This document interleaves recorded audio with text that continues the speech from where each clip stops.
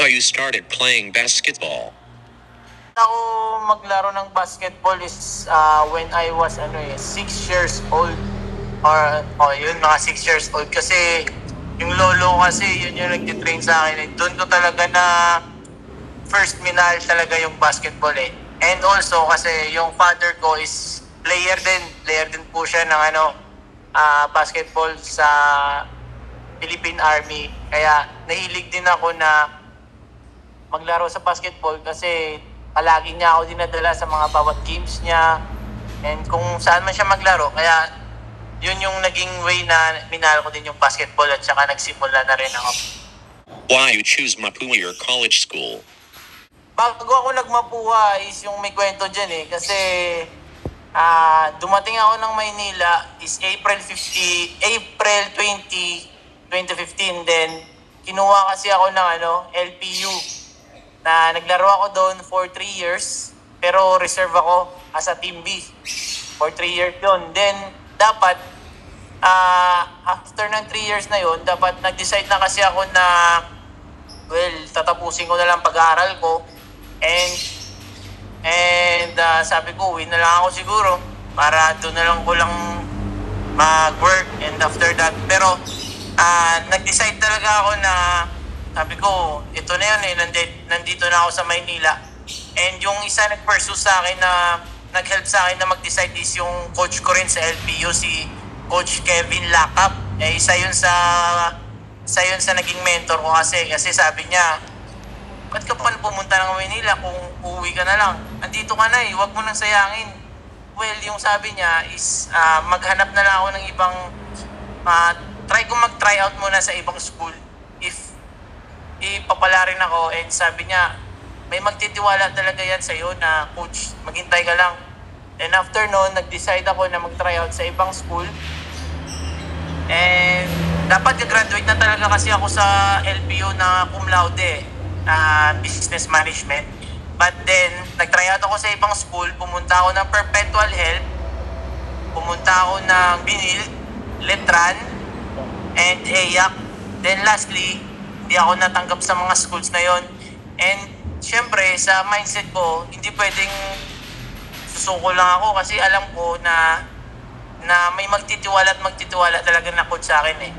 And then, pumunta ako ng Mapua, 2018, nag-try out ako. Then, unfortunately, binigay ko pa rin yung best ko sa pag-try out. Nakuha ako ni Coach Atoy, ni Coach Randy Alcantara, ni Coach Ed. Then, dun na ako nag-start sa Mapua. And sabi ko, ito na yun.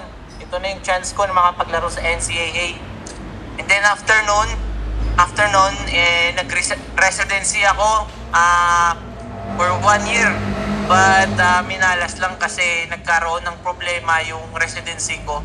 Well, nag-residency pa ako ng 1 taon. Bali, 2 years pa. 2 years. Wala naman akong problema kasi sa ACADS ko eh. Kasi nag-aaral naman ako. Then after ng 2 years, 2019 residency, 2020 residency. After nun, pumasok na diba yung pandemic? Nagkaroon ng 2 years ata na pandemic. And then sabi ko, grabe naman yung challenge na ito. Pinahintay pa ako ulit. Pero sabi ko, sige lang, okay lang, laban lang. Pakondisyon. Then biglang tumawag si Coach Randy sa akin, ready ka na? Patapos na yung COVID. Coach, ready ako lagi. On call lang ako. And after nun, bumalik ako ng Maynila. Ready na. Nagkaroon kami ng bubble. Then, after 8 years na paghihintay, nakapaglaro talaga ako sa NCAA. Yun yung first time ko, season 97. NCAA yun. Then, di ko talaga makalimutan yun kasi yung time na yun, pumasok kami sa finals agad. Finals ng NCAA. Sabi ko, swerte naman nito. After 8 years na paghihintay ko, nakalaro na ako ng NC, then umabot pa ng finals. Then, hindi lang kami na champion kasi lakas ng kalaban nun, Letran eh. Sila yun, na red sa bando, yun. Then hanggang ngayon, yung story na yun, parang hindi ko talaga makalimutan sa buong buhay ko yun, yung mga challenges na bago ko makakuha yung gusto ko. Hanggang ngayon naglalaro din ako sa MPBL. Enjoy. Ganun. Yan po. Sa Mapua pala, graduate ako, yung course ko dito is business, hindi pala, industrial engineering. Yun po yung course ko dito. Industrial engineering ako dito. Then, graduate ako nung 2024, graduate ako. Sa akin kasi, may kwento rin ako dyan. Kasi nung start ako sa Mapua, medyo mahirap. Kasi course ko, engineering di ba? Daming double time kasi dito sa Mapua, sobrang bilis ng pace ng study. Pag mahina ka, wala ka talaga. Well, ako kasi student, athlete Ayun yung nilagay ko talaga sa isip ko. Hindi pwede athlete ka lang. And kaya, kailangan student athlete kasi isang paraan yun para maging athlete ka din maging student ka muna. Then, madami din akong challenges regarding sa studies ko kasi ilang beses din ako bumagsak I mean, sa studies ko, meron yung pinaka nahihirapan kong subject dito, calculus. Bumagsak ako doon, cortex yun. Pero tuloy lang, laban lang. Then, minotivate din kasi ako ng isang psych teacher dito, si Sir Bernie Ofalia. Isa yun sa mga mentor ko din na nag-motivate sa akin. Kaya yun, para sa akin, parang yung pagiging student athlete is normal na lang Normal na sa akin na okay lang yan, mahirapan ka, mapagod ka. Kasi sa basketball, ganun din Sa uli, may result din. Kaya yun, tiniis ko, nag-aaral ako ng mabuti, napagsabay ko, and nalaman ko na yung sistema dito sa Mapua na yung studies pala, ganito, yung discard hanggang sa nakagraduate ako as BSIE. Ganyan. How's experience playing in the NCAA? Experience ko sa NCAA, first time ko kasi ako, two seasons na ako naglaro in 1 year, which is 97 and 98. Sa first time ko naglaro dun sa NCAA 97, syempre sobrang kabado kasi first time Then kasi nakakalaban ko yung mga magagaling, bibilis. Tsaka nasa lahat yung nakalaban ko, halos lahat nasa PBA And then season 97, yun yung pinaka memorable talaga sa akin kasi first time ko yun, nag-finals kami. And then nung season 98, yun yung last ko, which is kasama ko pa rin si Nocum, sila Bonifacio, Paulo Hernandez. Yun yung mga kapatid ko talaga sila Jasper Salenga, Ryan Lacap. Kami pa rin yung intact, solid pa rin kami noon galing 97, 98. Then after noon, nung 98, which is natapos kami as 6th place lang talaga. 5th or 6th. Top 3 toughest opponent players in the NCAA. Una is Fran Yu. Ayan. Fran Yu, sobrang likot na point guard yun Tsaka sobrang sobrang ang tawag dito, yung competitive. Yun talaga yung hindi ko makalimutan kasi sa loob ng court, magkalaban talaga. Walang walang sinto-sinto. Nahirapan talaga ako dun. Sobrang talino kasi nun ni Franyo. And mabilis. Then yung si James Kwek-Kwetay, yung laking point guard nun. So, ngayon nasa PBA na rin. Sobrang laking point guard, hirap depensahan yun. May shooting pa, may atake, parang halos lahat nasa kanya Then yung last sino pa ba? Yung last ko na na-depensa, nahirapan ako. Parang dalawa lang sila, feel ko. Para sa akin, dalawa lang talaga sila Nung time ko yun. Who is a Mapua teammate you learn the most? Mas marami ako natutunan. Pinaka-close ko kasi si Kasi kabady ko talaga si Nocum Yun, parang parang natutunan ko sa kanya. Parang ako kasi nagtayong as kuya niya Kasi ako yung nagbibigay advice sa kanya. Pero si Nokum talaga, ano yun, kumbaga siya yung ano ko na lang, kumbaga siya yung sumusuporta sa akin eh. Kasi in times na down ako, andyan siya, mabilis ko siyang makausap, naintindihan niya ako, yung situations ko na like, sige ganito, hirap. Pero sinasabi niya, go, laban lang. Kaya mo yan, ikaw pa, sobrang galing mo eh. Kaya nga sabi niya, sa sobrang idol nga kita eh, kasi sa aral, ang galing mo, ang sipag mo, sa court, ang sipag mo din. Which is hindi niya parang siya yung motivator ko na lang, si Noku nga sa teammate. Kasi parang kabady ko yun eh.